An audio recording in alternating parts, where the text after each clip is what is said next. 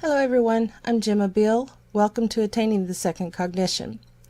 Today I am going to shoot for an off-the-cuff video, and hopefully I will not talk fast and am able to compose my thoughts.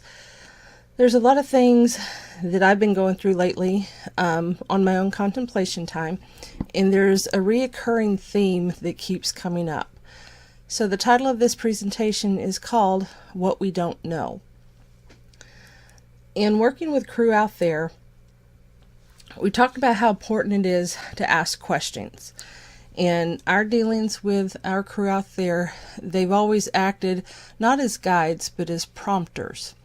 For those of you that don't know what a prompter is a person that stands off stage during a play, and their whole purpose of being in there is for when the actor forgets their lines, they prompt the actor to the lines. And that's how crew out there has been with us in order to help us to remember.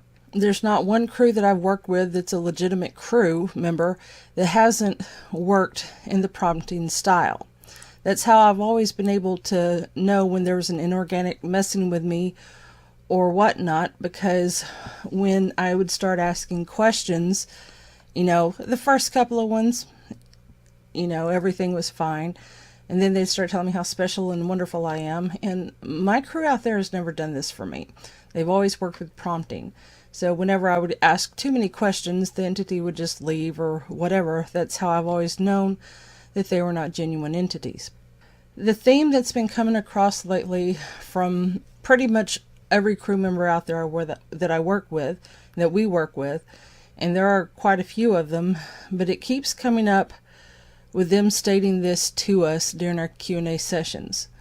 Do you want to talk about what you know and rehash it, or do you want to learn something new? And what they're prompting us here is to ask what we don't know. There's times that we ask questions and they will answer it in a glib manner, and then we don't know what to say, we don't know what to ask, and they're like, then figure out what you want to ask and then ask it. Now, we're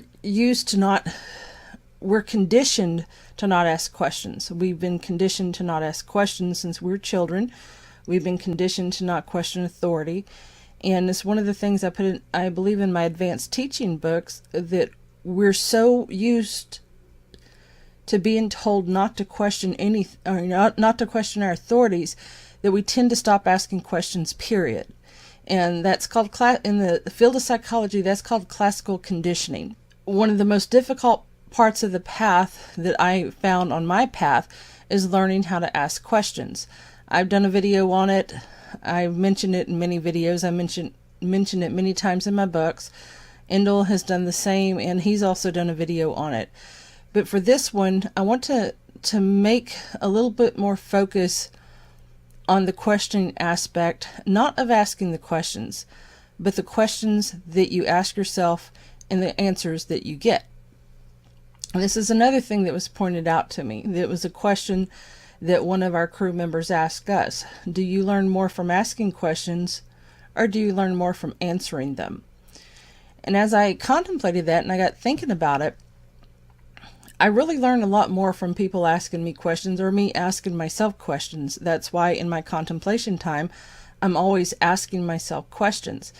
And it's in the asking the questions, who, what, when, where, and why, especially the why, is where you begin to find your answers. If you don't like something, you know that you don't like it. You don't need to know that you don't like it. But what you need to look for is why you don't like it. Because that why is the unknown. And remember, we're going through trying to clean out our cognitive houses and clean out our cognitive messes. And we have to discover what we don't know within our own mind. And then after we discover what we don't know in our own mind, then we could start dancing out there and figuring out what we don't know about the universe at large. Because the one thing that I've had reiterated to us, creation has to be a responsible act. And we're in a world of creators. Everybody has the capability to create. Everybody creates. This first cog world is a reflection of creators who don't know what the fuck they're doing. They're clueless. But that does not stop their capability and ability to create. And this world has been created from a point of ignorance and irresponsibility. For second cog, that's not what we're creating. That's not what we're looking to create. We know what fucked up is. We want to know what fucked up isn't. And that's what we're working on creating, is a world that's not fucked up. And what was pointed out to me in a Q&A session was that creation is not a pinpoint happening or event. It takes planning. First, you have to know what you want to create. Then you have to know what you need to create it. What do you plan for your creation? What is it going to entail? What is it going to do? And in first cognition, the planning part of creation is very well known. If you've ever been in the construction industry, it's obvious how many steps that go into creation. But the thing with creating, we're not creating a stalled reality. We're not creating a project for completion. We're creating an ongoing project that moves with the rest of the universe as the universe was designed to do. First cog is a stalled creation. Everybody feeds that creation. It maintains regardless of the fact that it's a stalled creation. Second cog is not a reality. I know we called it a reality, and that's the term that we use to describe it, but second cognition is not a reality. Second cognition was created as a consciousness. A consciousness is something that grows, something that evolves, something that has self-awareness as a creation, and it's something that's ongoing.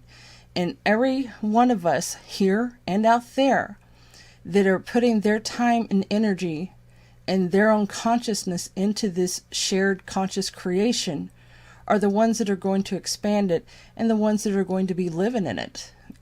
We've outlined the rules. No tyranny and impeccability and responsibility. So when you're looking at the aspect of creation, what don't you know about that? Think about it. Because that's what you need to know, what you need to understand to be a part of it. I want to thank everyone for subscribing and listening. I hope y'all all consider this heavily. And until next time, I'm Gemma Beall. Stay the course and don't give up on yourself.